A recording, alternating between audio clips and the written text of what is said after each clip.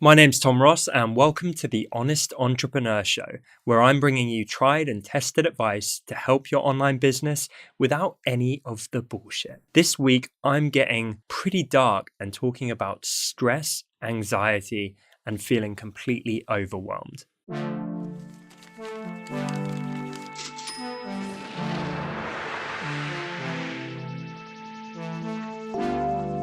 I actually just got through having one of the most stressful weeks of my entire career. And I thought it might be interesting throughout this to document the process. So, as much as I was freaking out, I wrote about this in my newsletter.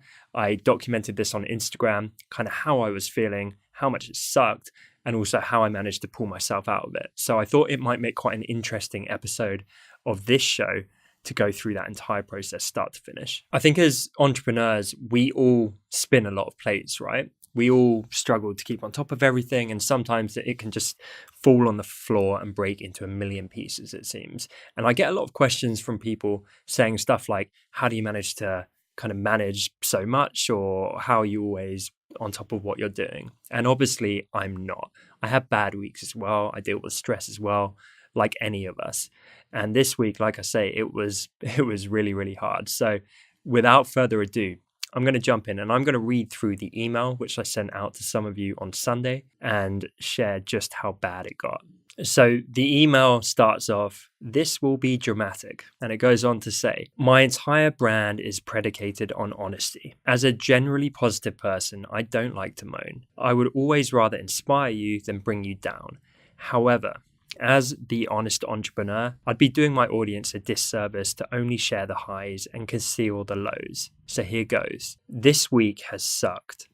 Big time. It's ironic, as 2 to 3 weeks ago, I was posting about my unrelenting positivity and feeling optimistic about everything. Entrepreneurship is truly a complete and utter rollercoaster, and the bigger the highs, the bigger the lows. This week, there have been some tremendously big fires to fight at my company. Alongside those fires, there have been additional moments of unexpected bad news that really knocked me. It seems to be a case that when it rains, it pours. My residual health issues that I have post-surgery seem to flare up hugely around periods of high stress. So suddenly I'm getting so sick each morning that were I in a traditional 9 to 5, I'd have to take a sick day. Throughout my working day, I feel like someone's kicking me in the stomach. It's mentally and physically exhausting, and I just feel emotionally drained and upset. Rather inconveniently, this causes further stress, which further worsens the original symptoms and causes a bit of a downward spiral. In times like this, you have to ask yourself,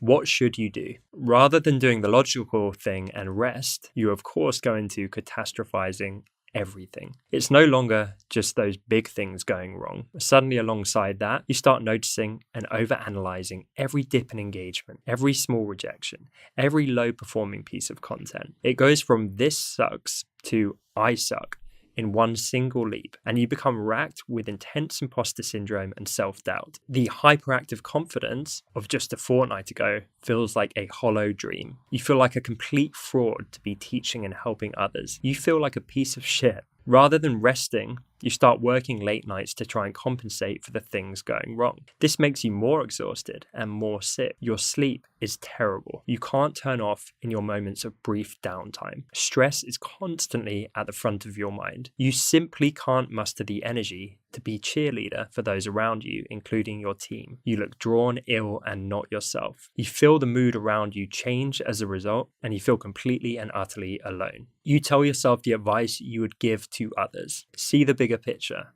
It will all be fine. You've been through this kind of thing 100 times before. Look at all you've accomplished in the past. Tons of people value you. Look after yourself first. You need to manage your health. However, despite all of that making total logical sense, it's like you can acknowledge it, but you can't feel it. It just doesn't sink in. Your head is telling you one thing, but it's like the chemicals in your body are making your entire physiology feel another. That has been my week. As I write this Sunday newsletter, I can feel myself slowly starting to return to my normal state. I feel exhausted, but I've had Friday night until now spending time with loved ones, doing absolutely no work, and resting and relaxing as much as possible. Rest is the only medicine. You can't simply work your way out of it. Of course, I knew this, but my stupid monkey brain decided to have a meltdown rather than do the right thing and prioritize rest. It's hard to say why. Maybe it's just an innately human reaction to freak out and react badly in times of high stress. I know my cycle tends to be freak out, suffer physically and mentally, rest, summon up some inner fortitude and strength, and then finally go into solution mode. As I've gotten more experienced as an entrepreneur, I typically avoid meltdowns like this. I may panic for 10 seconds or 10 minutes, but then I get practical and find solutions. Sometimes it just gets so bad and there's so much shit hitting the fan all at once that you just don't know where to start. And ironically, none of this stuff is out of the ordinary for running a company. This isn't like we're being sued or going bankrupt or anything of that magnitude. I will problem solve, our team will problem solve, we will be fine. It's just when the run-of-the-mill shit that comes with being a business owner all comes at once, it can really push you down that spiral of negativity and despair. And trust me, the bigger you are, the more intense it gets. Running a team of 20 is infinitely more overwhelming than a team of 5 or 1. So why am I sharing this?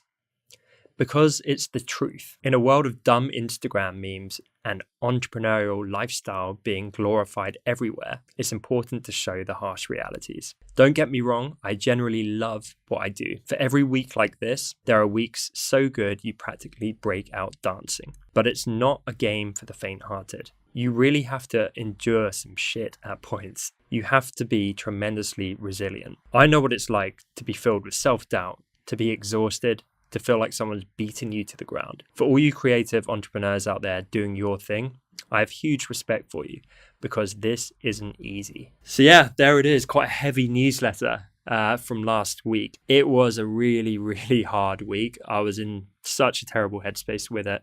And as I say, normally if it's like one big thing that's on fire, I can deal with that in a pretty practical way. It's just sometimes there is so much going on.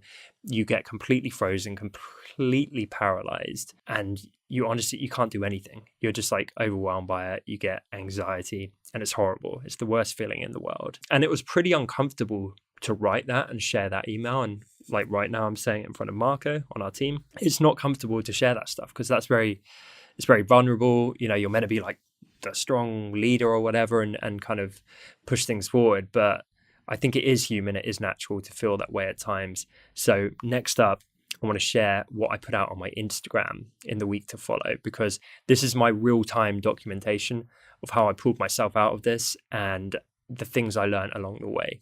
If you guys are on my newsletter, you would have seen I wrote quite a dramatic email yesterday talking about last week being particularly tough, fighting all kinds of big fires, things going wrong, my health issues flaring up, and it all kind of just spiraling at once, which was mentally and physically very, very exhausting and kind of damaging. And I realized that these weeks will happen. It goes with the territory of being a business owner. You have to endure moments of very high stress, and that kind of brings out hopefully some inner resilience. But in the time, you can really kind of spiral and catastrophize. And I think that's quite normal, and I've generally got better at doing this. Often I won't do that now, or I'll do it for 10 minutes or an hour, but when multiple things are happening at once, it can really kind of trigger anxiety and you can just feel a bit overwhelmed, and I think that's human. So I've come this close to actually putting out a post on my Instagram saying something like, you know what, I'm just going to shut down my personal brand and my Instagram for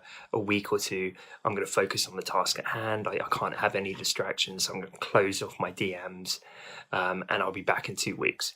But I think maybe that won't be the most helpful thing. I think for the sake of my own catharsis and hopefully trying to provide some value for you guys, I actually wanted to document what it's really like when you have these weeks, because as I say, I think they're very, very normal for any entrepreneur, any business owner.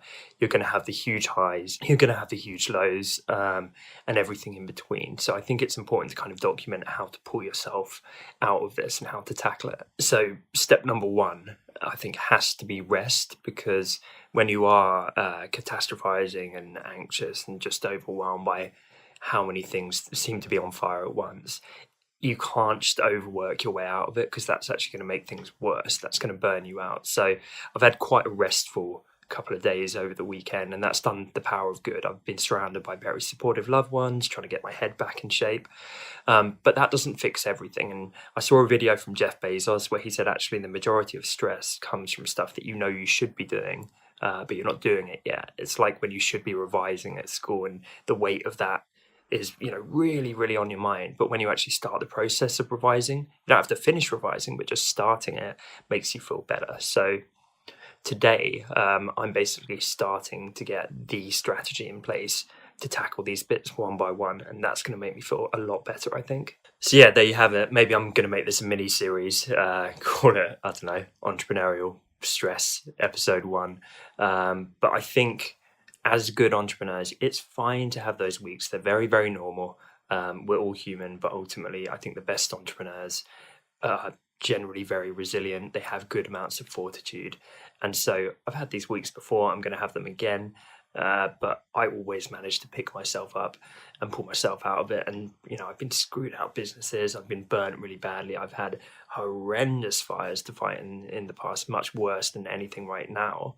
And like I say, it goes with the territory, but I think it's how you react. Even if you need that little unsteady week or day or hour or whatever it is, you've got to pull yourself out of it, get your thinking cap on, and crack on. So I will document the process of that throughout this week.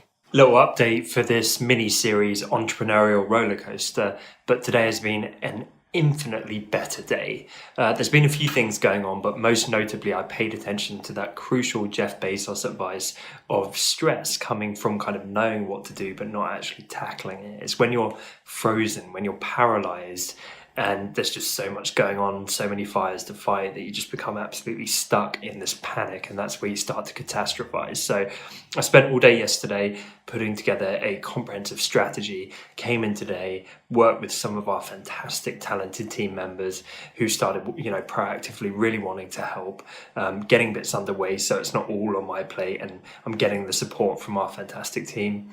And I feel so much better. These fires, these problems haven't necessarily gone away, but the very fact that we've started tackling them is just so much more effective than being paralyzed in panic. So if you're feeling stressed, get out of your head, stop bouncing around up there, and go and actually start putting in the work to fix things. And I guarantee just the process of doing that will make you feel a hell of a lot better. You don't even need to fix the thing, just get started. I'm going to make this the third and final episode of Entrepreneurial Rollercoaster. And this one's all about people, because after pulling myself out of the stress and catastrophizing and all that horrible stuff and the paralysis, and getting the rest in, and then getting the strategy in, and then starting the work, part of that work has led me to collaborating with some of our team. And it just made me realize how amazing they are, because they're really stepping up, and straight away having several hands on deck with this kind of stuff just makes the world of difference. And people are often there and eager to help. And even if you don't have a team, you can do this by getting support from loved ones around you in various capacities. You can do it with yourself just by kind of blocking these tasks and tackling them as if you yourself were a team. But the whole thing is don't be afraid to actually rely on others around you, because I think it's so common that we do rattle around in our own heads when we operate in isolation.